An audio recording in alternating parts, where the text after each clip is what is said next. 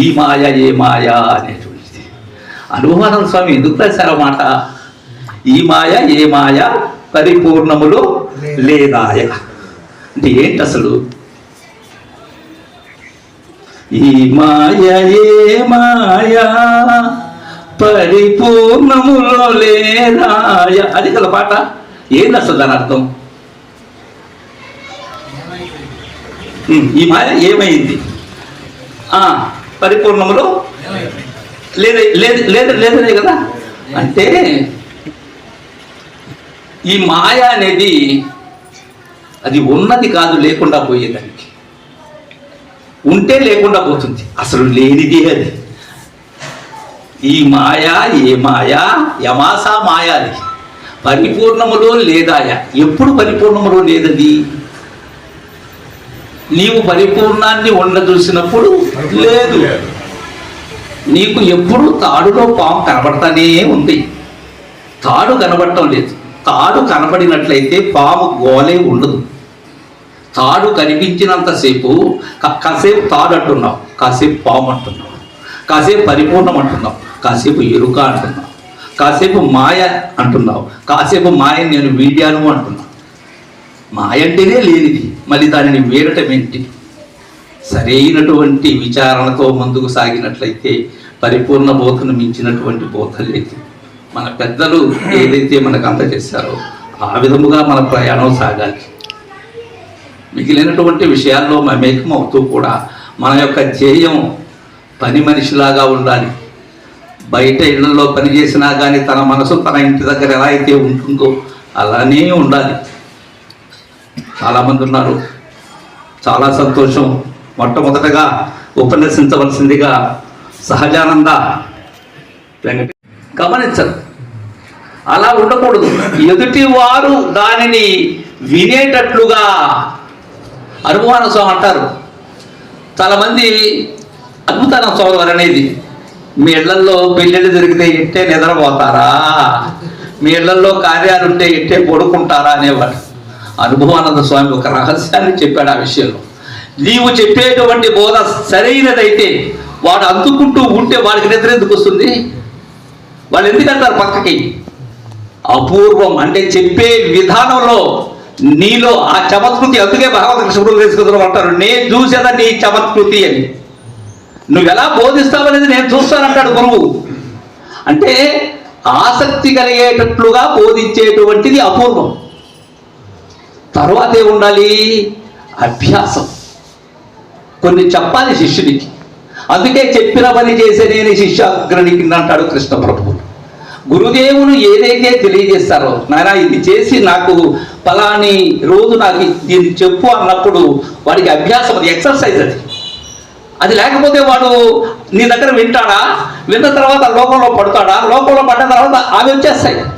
ఇదేమవుతుంది? మరుగున పడిపోతుంది. మేధానిధి అయితే ఎక్కడ ఉన్నా సరే వాడి యొక్క ధ్యేయం ఎక్కడ ఉంటుందో అక్కడే ఉంటుంది.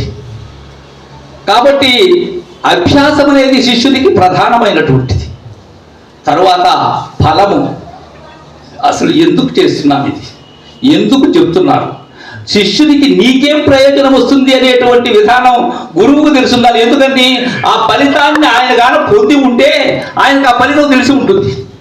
తను ఆ ఫలితాన్ని పొందకనే ఇతరులకి మీకు జననం వల్ల రాత్రి ఏదమవుతుంది, మీకు దీనివల్ల పరమశాంతి కలుగుతుంది అని చెప్తే ఎలా?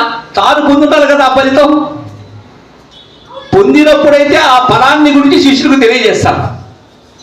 తరువాత అర్థవాదము అంటారు. అర్థవాదము అంటే ఏంటి?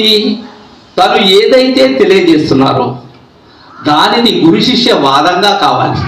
నేను చెప్తూ పోవటం మీరు వింటూ ఉండటం కాదు, అటువైపు నుంచి సంశయం రావాలి. శిష్యునికి సంశయం వచ్చేటట్లుగా నీ బోధన క్రమం సాగాలి. వాడు జనుడుగా ఉండకూడదు. ప్రశ్న అనేది గురువు ఉన్నప్పుడే కాదు ప్రశ్న. గురువు లేనప్పుడు కూడా నీలో ఉన్న అంతర్గురువు ఎవరైతే ఉన్నారో అతను నిరంతరం మేల్కొని ఉండాలి. మనలో ఉండే గురువు ఎప్పుడు నిద్రపోతానే ఉంటాడు. ఎప్పుడూ గురువుని నిద్రపోనివ్వకూడదు. అందుకే మేల్కొల్పుని నన్ను అంటాడు కృష్ణ ప్రభువులు. గురువుని మేల్కొల్పాలి. నీలో ఉన్న గురువుని మేల్కొల్పాలి.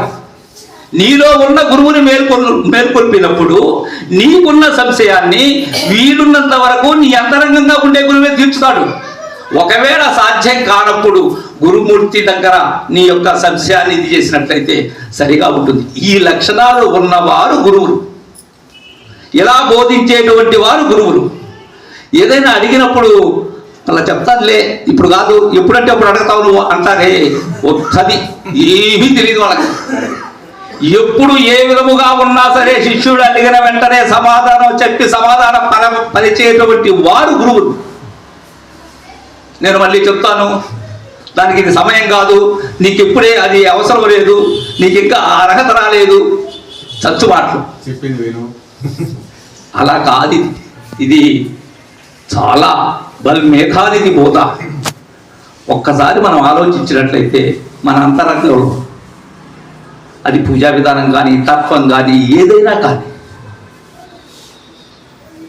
అనుభవానంద స్వాముల వారు ఈరోజు కొత్త పని చేయాలి, ఎలా తెలియచేయాలి అనేది ముందుగా మనకు తెలిసి ఉండాలి. తెలిసి ఉండాలంటే నేనేమై ఉండాలి, నేను సరైనటువంటి శిష్య ధర్మాన్ని పాటించి ఉండాలి. నేను శిష్య ధర్మాన్ని పాటించక గురువుగా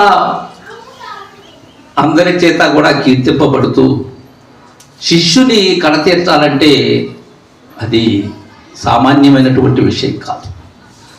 ఇక్కడ శిష్యుల యొక్క పరిపాలన, శిష్య పరిపాలనం అంటారు పరశురామ నరసింహదాస్ గారు. ఎలా అంటే ముందు నాకేం తెలుస్తున్నానంటే ఆ పరిపూర్ణ బోధ, శివరామ దీక్షిత సిద్ధాంతాన్ని సంపూర్ణంగా నేను ఆకలింపు చేసుకుని ఉండగలగాలి. భ్రాంతిరహితమైన స్థితిలో నేనుండాలి. అశరీరిగా ఉంటూ నన్ను ఆశ్రయించినటువంటి శిష్యులను కడతీర్చుటకై వారికి భ్రాంతిరహితం చేసేటువంటి సమర్థత నాలో ఉండాలి. ఆ సమర్థత నాలో లేనప్పుడు కుదరదు. దీనికి పెద్దలు శిష్యుని బోధనా క్రమం చెప్తున్నాను, గురువు ఎలా బోధించాలి అనేది. మొట్టమొదట గురువుకి ఏముండాలంటే, ఏదైతే తను తెలియచేయుచున్నారో దానినే ఉపక్రమము అంటారు. ముందు తను తెలియచేయబోయేది తనకు తెలిసి ఉండాలి.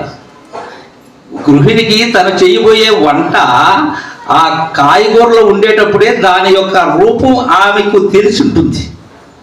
అప్పటికప్పటికి ఇది వంకాయ కోసి తర్వాత దాన్ని వేసి దీన్ని వేసి అది పనికి రాకుండా పోతుంది. ముందు గురువుకి ఉపక్రమం అంటే ఆ బోధ పట్ల సంపూర్ణమైనటువంటి అవగాహన ఉండాలి. అలానే ఉపసంహారము తెలిసి ఉండాలి. ఉపసంహారం అంటే ఏంటి? తను తెలిసినటువంటి బోధ ఏదైతే ఉన్నదో దానిని శిష్యుడు ఎక్కడ వరకు అందుకోగలడు అనే విషయం తెలిసిందని ఉంటుంది. నాకు తెలుసు, నేను కూడా 20 ఎక్కాలు నేర్చుకొని ఉన్నాను. 20 ఎక్కాలు ఒకేసారి నేర్చుకుని చెప్పురా శిష్య అంటే వాడికట్టు కుదురుతుంది. అది వాడు ఏ స్థాయిలో ఉన్నాడు, ఎక్కడ చెప్తే కనుక్కోగలడు అనేటువంటి ఉపసంహారం కూడా నాకు తెలిసి ఉండాలి. ఎక్కడైతే నేను బోధ ప్రారంభించానో, ఉదాహరణకు చెప్తాను, అనాది నిర్వికల్ప పరిపూర్ణ పరబ్రహ్మనందు అవ్యక్తమగు మూల ప్రకృతి వ్యాపించి ఉన్నందువలన అనేది ప్రారంభించి పెద్దలైనటువంటి వారు కపిల మహర్షి దగ్గర నుంచి ఈశ్వర సాంఖ్యమని, నిరీశ్వర సాంఖ్యమని ఎన్నో తెలియజేస్తున్నారు. కానీ నాకు సాంఖ్యము మీద సమస్తమైనటువంటి విధానం, ఇటు అటైనా అటు ఇటైనా కానీ ఎటైనా కానీ శిష్యుడికి ఎక్కడ సంశయం వచ్చినా దాన్ని తీర్చేటువంటి విధానం నాకు ఉండాలి. ఉన్నప్పుడు అది ఉపసంహారం సక్రమంగా జరుగుతుంది. అలా లేనట్లయితే ఉపసంహారానికి పనికిరాదు. ఉపక్రమం దగ్గర అయిపోతాం. తరువాత అపూర్వము మూడవది. అపూర్వం అంటే ఏంటి? నేను చెప్పేటప్పుడు ఈ శుద్ధి ఎట్ లేకున్నావబ్బా అని అనుకునే విధంగా శిష్యుడు ఉండకూడదు. కొంతమంది ఎలా చేస్తారు తెలుసా? వారికి తెలిసిన వారు చెప్పుకుంటూ వెళ్ళిపోతూ ఉంటారు.